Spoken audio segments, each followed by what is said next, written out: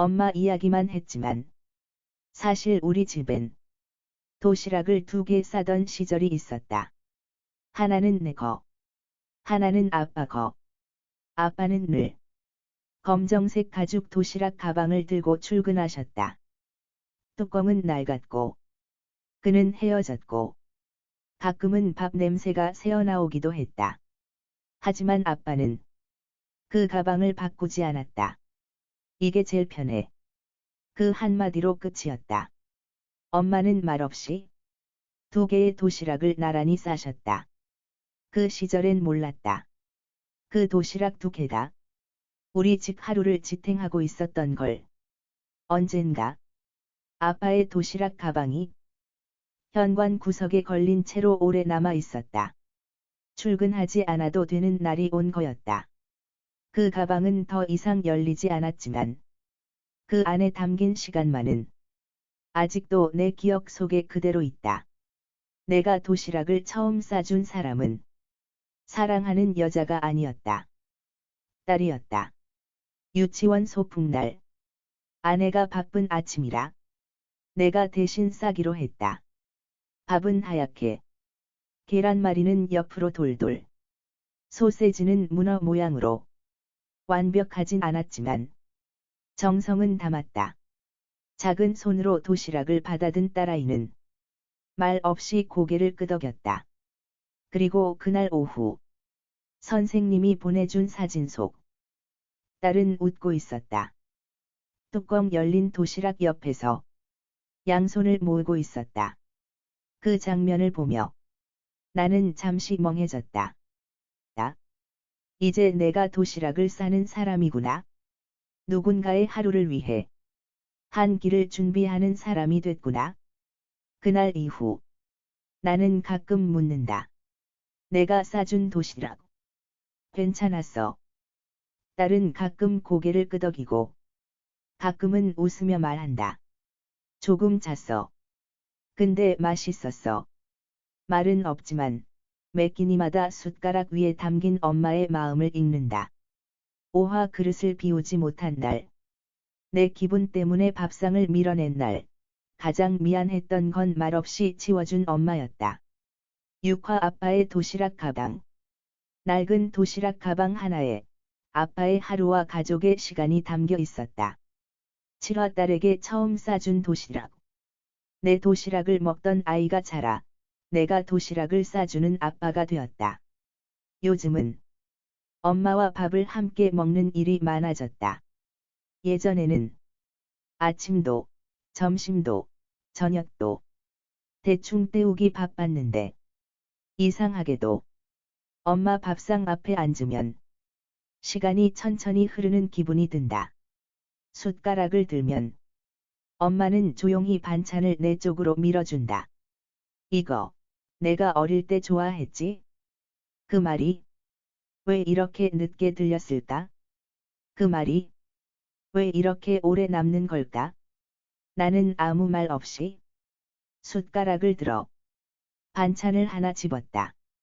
계란말이는 아니었지만 그보다 더 따뜻했다. 밥 한 숟갈, 반찬 하나.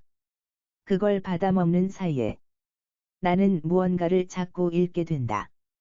편지처럼 매일 숟가락 위에 얹어 있는 짧고 조용한 마음들. 그건 엄마가 매일 쓰는 말 없는 편지였다. 그날은 괜히 마음이 복잡한 날이었다. 회사에서 안 좋은 일이 있었고 휴대폰 속에는 읽지 않은 메시지가 쌓여 있었다. 집에 오니 엄마는 말없이 밥상을 차려주셨다. 나는 잠깐 앉아 있다가 숟가락을 들지 않았다. 입맛이 없어. 엄마가 물었고 나는 대답하지 않았다. 그냥 고개를 한번 끄덕였다. 엄마는 말없이 숟가락을 내려놓았다. 그리고 잠시 후 반찬 그릇을 하나, 2개 조용히 치우기 시작했다. 나는 그 모습을 보면서 갑자기 죄송한 마음이 들었다.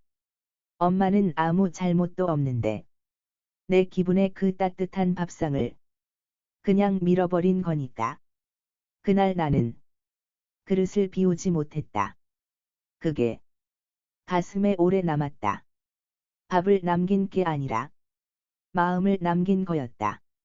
엄마 이야기만 했지만 사실 우리 집엔 도시락을 2개 싸던 시절이 있었다.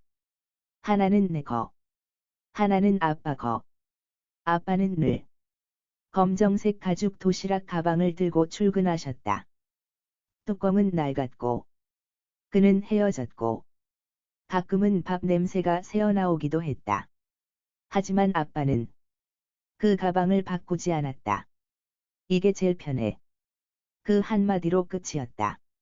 엄마는 말없이 2개의 도시락을 나란히 싸셨다. 그 시절엔 몰랐다. 그 도시락 2개가 우리 집 하루를 지탱하고 있었던 걸. 언젠가 아빠의 도시락 가방이 현관 구석에 걸린 채로 오래 남아 있었다. 출근하지 않아도 되는 날이 온 거였다.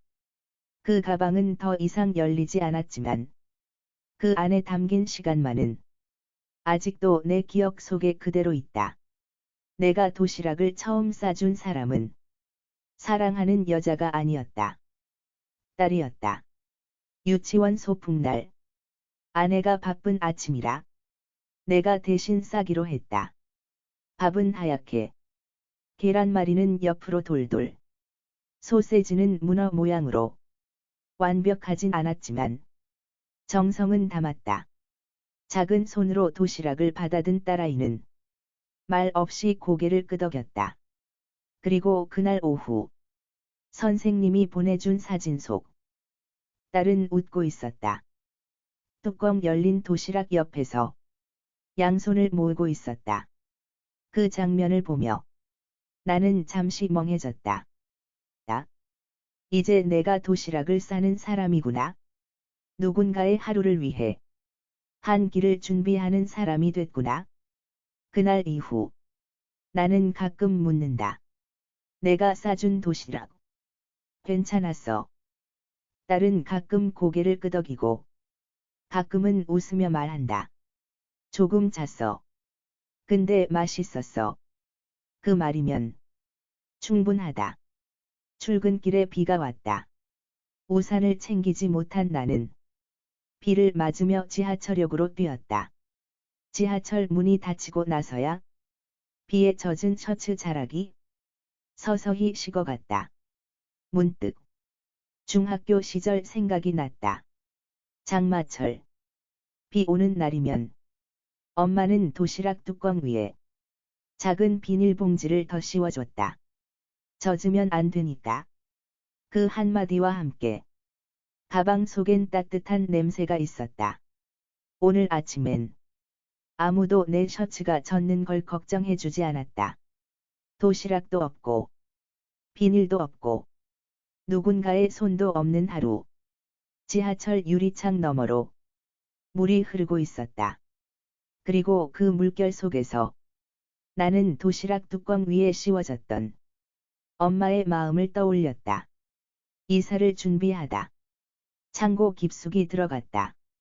낡은 박스를 하나 꺼냈고 거기엔 빨간색 플라스틱 도시락통이 하나 있었다.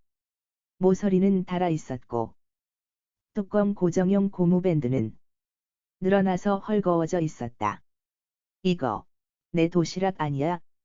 나는 혼잣말을 하며 그 뚜껑을 열었다. 비어 있었다. 하지만 그 안엔 수십 번의 점심시간, 수백 번의 도시락 풍경이 그대로 남아있는 것 같았다. 그걸 들고 한참 동안 가만히 앉아 있었다. 아무 음식도 없는데 이상하게 속이 따뜻해졌다. 그 도시락통은 언제 버려야 할까? 나는 결국 그대로 다시 박스에 넣었다. 그건 버릴 수 있는 물건이 아니었다. 가끔은 생각한다. 내가 언젠가 누군가가 싸준 마지막 도시락을 먹게 될 날을. 그건 병실일 수도 있고 어느 추운 아침일 수도 있고 예고 없이 오는 평범한 날일 수도 있다. 누군가 정성스럽게 담아준 답. 그 안에 담긴 마음. 그리고 그걸 마지막으로 받아들이는 순간. 도시락이란 게 단순히 끼니가 아니라는 걸 이제는 안다. 한 사람의 시간이, 정성이, 사랑이 들어간 작은 공간. 내가 누군가에게 싸줬고 누군가 내게 싸줬던 그 도시락들. 마지막 도시락을 먹는 날이 와도 나는 알게 될 것이다. 이건 그냥 밥이 아니라 삶이었다고. 그걸 깨닫는 순간까지 나는 오늘도 도시락통을 열고 마음을 덮는다.